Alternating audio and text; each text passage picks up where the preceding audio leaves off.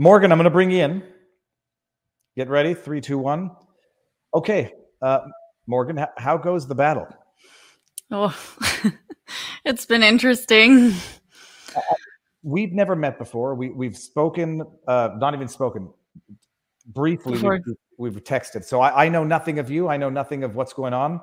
I've just heard people reaching out, people making comments that Jeremy's been whisked away. Nobody or very few people have heard from him. And just tell us who you are. Tell us what's going on in the best of your understanding, subject to you're not a lawyer. You might misunderstand things, but what's going on? Yeah, so I am the queen of Diagolon, Jeremy's common law partner. I'm trying to advocate for him at the moment. He was arrested in Nova Scotia on our property. That was September the 28th. He was isolated for 5 days in the Central Nova Scotia facility, and then he was transported to Saskatoon, where he isolated for another 5 days at the Saskatoon Correctional Facility. Recently, he has been thrown back into they call it a COVID assessment unit, which is somehow different than an SIU. Let me stop you actually there, if I may. Yeah. Arrested in Nova Scotia. Mm-hmm. It's public. On what charges? Yeah, so I'll just read off the charges. That's probably. And this is to clarify that he has not been arrested or charged that you know of for the Pierre Poilievre wife comments. No, and I'm not sure that had any influence on his arrest, to be honest.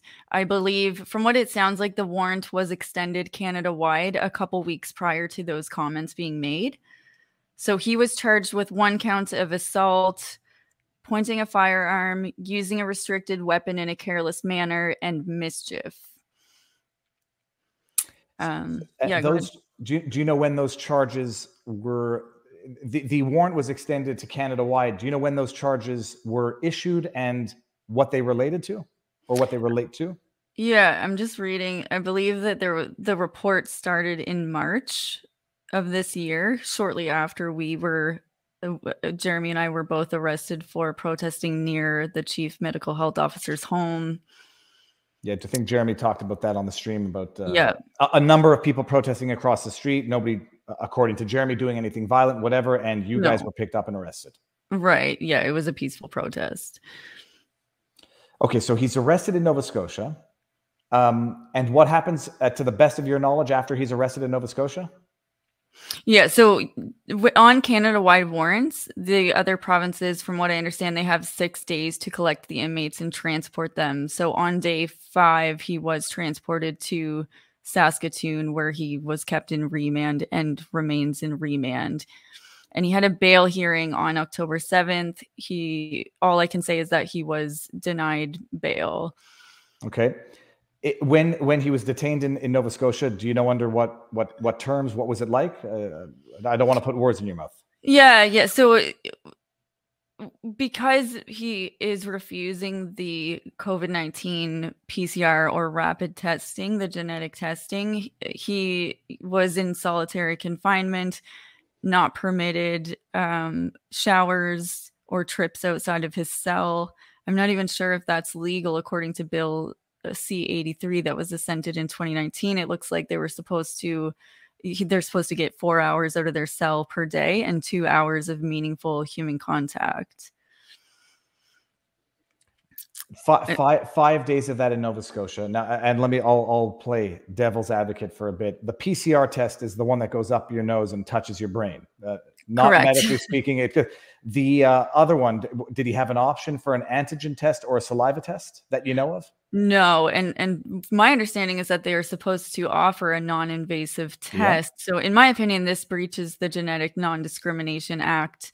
And his concern is that the swabs are coated with the ethylene oxide, which is a known carcinogen, and he's not opposed to testing. He would do a saliva test. Well, I don't know about the other act, but under the Quarantine Act itself, the test cannot be one that enters the person, which is why, Chris Sky, back in the day, says when you get to the airport, according to him, I give no legal advice. nor would I even give the advice he gave. But he said, you can refuse it because they're not allowed sticking something in your body. The spit test becomes a little bit, I say harder to refuse. But I'm wondering now, they're using COVID from what you're saying, and this drives me nuts because this is another weaponization of COVID as an excuse to act inhumanely to even detained individuals. They say, do the PCR test, or for safety, we're going to have to keep you in isolation because you may be infected or you may have become infected. Correct. And the problem is that anytime new inmates are coming into the facility, he will have to go back and do another 5 days in the COVID assessment unit and it's a dry cell. So there is no toilet, no sink. He gets 2 15-minute breaks per day out of his cell. And during that time, that's when he's supposed to use the washroom, shower, and make phone calls. One is during business hours. One of those breaks is outside of business hours. So it's making it difficult for him to advocate for himself. So he had 5 days of solitary in Nova Scotia. Let me just ask the question. How do you know? Like, what does solitary mean, and what's he telling you when you get to speak with him? Yeah, so I have been able to speak with him, I believe, every day since he has been incarcerated. And what he's telling me is that when he's in solitary, I think he has, it's a dry cell. Like I said, no shower, no sink. He doesn't have access to a Bible. He has a TV with one station. I believe it's CTV, which is essentially torture for him. I don't want to make light of anything, but yeah, that's the joke that needs to be made at that. Yeah. And yeah, he's having a difficult time getting request forms, medical request forms, envelopes, things that he needs in order to file complaints. But in all honesty, he is supposed to advocate for himself, and he is having a difficult time due to the distress that he's under given the conditions of. My belief is that they're trying to have him use the washroom in his cell so that they can charge him. I've heard that this is something that they do from other inmates. They're trying to get him to misbehave. And I know that, I know very little, and I know only from recent discussions, but a dry cell, is that where they put people who they suspect have drugs hidden in them so that when they have to go dump or something, that they'll find the drugs in their stool because they have no other place to go? Correct. Yeah. And I'm not sure. I think they can throw them in there if they're under suicide watch as well, or yeah. And I'm sure throwing someone in there who's not under suicide watch would not put them under suicide watch. Can I ask the question? I mean, when you say he's suffering mentally, and we're going to get into it because that's the first 5 days. How does that materialize? Yeah. So I do hear him when he calls me, when he's able to call me, he's under quite a bit of distress. I don't believe, I don't think that he is suicidal. I just want to say that right now. If he dies in jail, he did not kill himself. Needs to be said. But he is so dehydrated, and he's not sleeping, and his anxiety attacks are so bad that he's getting sick. The nurse is not able to help him with that situation. And actually, I made this public yesterday. They wrote on his chart that he is coming off of opioids, but they have done no drug test, no blood test. And so I'm not sure. He actually asked them, are you sure you have the right chart? And they read off his name and said, yes, you're coming off of opioids, which, so I don't know what kind of narrative they're trying to set up in there, but it does seem like they're trying to break him. This involuntary girl said he's abducted, but look, he's arrested. He has charges. The only issue is typically you get released on bail when you're not a flight risk, which Jeremy is clearly not for a number of reasons. One of which I would assume is vaccination status. To leave the country, you need to show something. Well, yeah. And I think he paid for 2 day, to get his passport back in May. We paid the extra to have a 2-day expedited passport. He's being not denied a passport, but they haven't gotten back to him yet. Okay. So 5 days solitary. And then how do you find out that he's whisked off to Saskatchewan?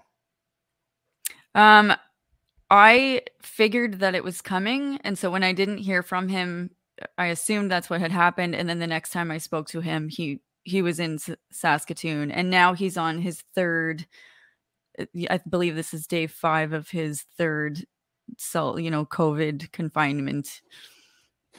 So the problem is he can keep them in there. They can keep him in there indefinitely, because as new inmates come in, this will happen each time. I'm going to Google something while you answer this question. But so then what happens, and what do you find out about his conditions in Saskatchewan once you find out he's been flown over there? Yeah, the conditions are worse in Saskatoon than they were in Burnside. I will say one thing about the central Nova Scotia facility is the food is excellent. They're good to work around diet issues, food sensitivities, and you get lots of fruit, vegetables. Now in Saskatoon, I believe it's a different company that they use, and so he's not getting fruit. The food is a gray paste that he's not sure what's in it. It's slop essentially, and bread, peanut butter, crackers. Anything else, he can purchase food from the canteen, but it's mostly junk food. Mr. Noodles, chocolate bars, chips. I'm going to bring this up because at least it's been reported, so I'm not reporting it. I don't know the extent of the publication ban. I suspect it's details related to the trial, which we're not going to get into. The trial, sorry, the charges and the evidence. Diagolon leader Jamie Mackenzie. So he's denied bail in Saskatoon on October 7. Judge Bruce Bauer made the decision after a bail hearing was held Friday in a provincial court. Now, hold on. A Nova Scotian man who identifies himself as the leader of an online alt-right group called Diagolon has been denied bail while facing assault and gun charges stemming from an incident in rural Saskatchewan last year. And we discussed this. I'm fairly certain we discussed this during the stream because I think Jeremy knew it was coming. Well, the charges were out there and he knew that this story was coming because of what an ex-girlfriend says. Judge Bruce Bauer made the decision after a bail hearing on Friday for Mackenzie. I just want to hear the reason. A standard publication ban was ordered, preventing the reporting of any details presented and arguments made during the hearing in order to protect Mackenzie's right to a fair trial. He was arrested on September 28 in Cole Harbour, transported to Saskatoon to appear on charges.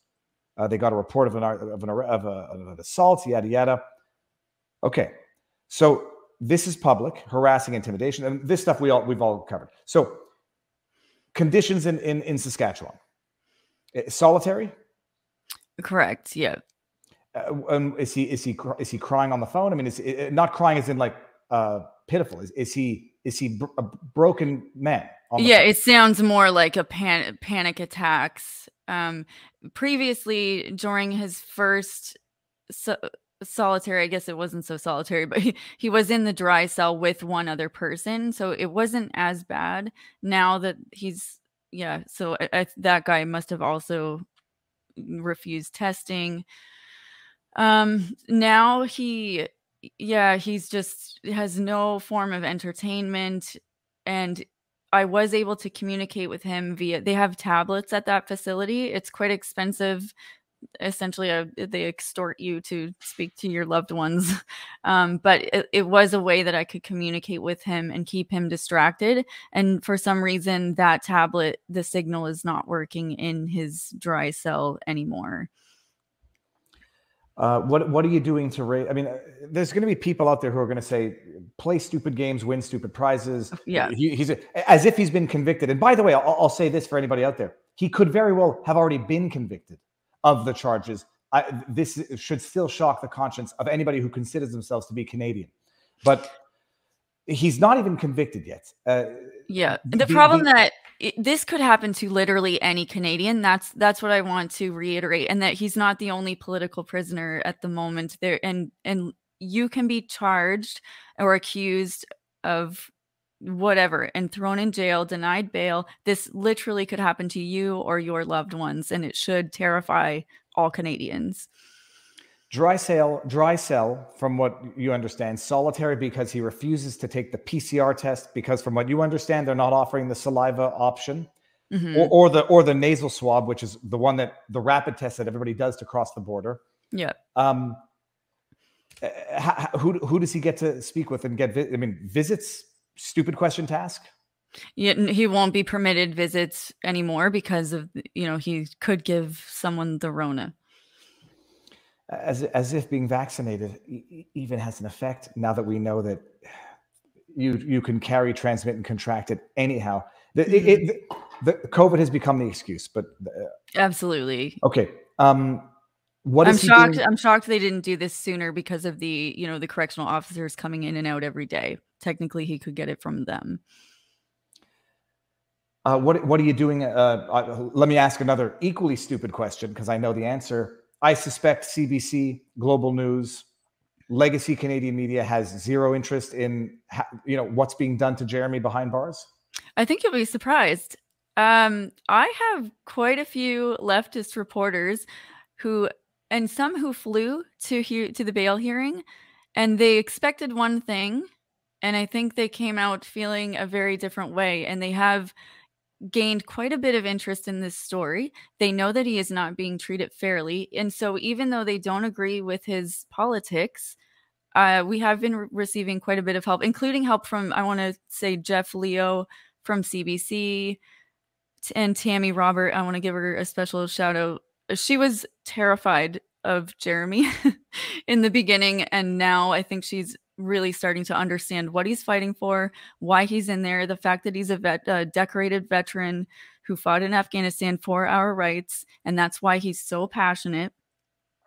And she does feel that he's being treated unfairly, and she's busting her ass to help him, and we do appreciate it. Good. Well, Morgan, do me a favor after we're done here. Flip me some of the links or tweets, although I'll go try to find them, but it'll facilitate it so we can amplify those, because people don't understand. It's not to analogize this to anything, but just because they're not coming for you now, when they start doing this and getting away with it under the silence of a polite, uninterested, or malevolent society that thinks that this is justified, there is no limit to it. So, okay, that's surprising, a little encouraging, and unfortunately, and CBC had they were given permission to go into the jail to execute they were going to do an interview. I assume now that will be revoked because he will be indefinitely kept in solitary. For science. What are you doing? I mean, look, so he's facing charges in Saskatchewan. Other legal issues. Going to ask the indiscreet but obvious question: What are you doing for lawyers, and how are you raising funds for this? Yeah, so Veterans for Freedom has been excellent, and they set up a Give, Send, Go for Jeremy. Unfortunately, we are going to have to increase the goal amount, as the lawyer has taken on his charges in Quebec and Nova Scotia as well. So, and everything's happening so quickly that they need to get moving as soon as possible. And it's a lot. There are a lot of moving parts. It's a lot to get new lawyers caught up to speed. And we're on, for this Saskatoon charges alone, we're on lawyer number 3. And I see you just sent me the Give, Send, Go campaign. So I'll share. I'll link that for anybody who wants to. Thank you. At the risk of the government freezing bank accounts for people who donate, because that's Canada now.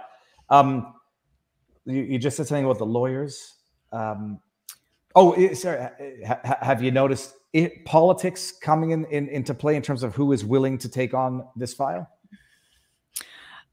Yeah, absolutely. And Jeremy's lawyer in Nova Scotia actually let us both go because of the the comments that were made. It's amazing. Like O.J. Simpson had a lawyer. I want to say that because of this, I do feel, at least for my case, the judge seems to be sympathetic and not understanding. I fight for freedom, so I want the lawyer to have a choice. If he doesn't feel that he will properly represent us because he doesn't believe in our politics, then I don't. If they need to move on, I would like for them to let us know that sooner rather than later.